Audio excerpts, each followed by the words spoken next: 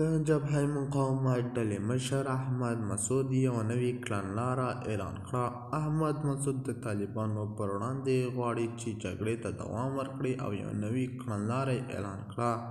هغه خپل هدفونو ته بدلون ورکړ او غواړي چې بل رقم خپل هدفونو ته ورسیږي او لاره یې تبدیله کړه. د خرابات ټي وي چینل درنو لیدونکو سلام، ستړي مشئ، وخت مو بخیر. هیله لرم چې جوړ او روغ به یې. په سر کې یادونه کوم که خرابات ټي وي چینل مو نه وي سبسکرایب کړئ، په درنښت سره خرابات ټي وي چینل سبسکرایب کړئ. د مقاومت ملي جبهې د طالبانو حکومت پر وړاندې د جګړې نوې کړنلاره اعلان کړه او له طالبانو سره غواړي چې خپله دعوا وبلي.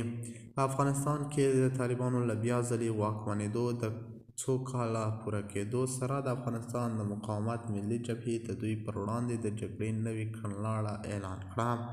د جبهې په تازه کړنلاره کې طالبانو ته د یاغیانو او د واک د عصابینو خطاب شوی دی، خو طالبانو دوی ته سرسخته غبرګون نه دی ښودلی. دومره یې ویلي دي څوک چې موږ ته یاغیان وایي هغوی خپله یاغیان دي.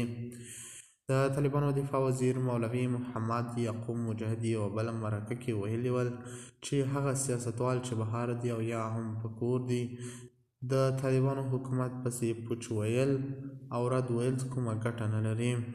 را دې شي افغانستان ته او ځانونه دې تسلیم کړي. د طالبانو دفاع وزیر ملا یعقوب مجاهد ویلي موږ ټولو ته عفوه کړې او له دغې عفوې څخه دې ګټه واخلي، که نه نو دغه بیا به عفوه هېڅ په سترګو هم ویني. څوک چې هېواد خپل کور رانوي هغو ته اصلاً عفوه په کار هم نه ده.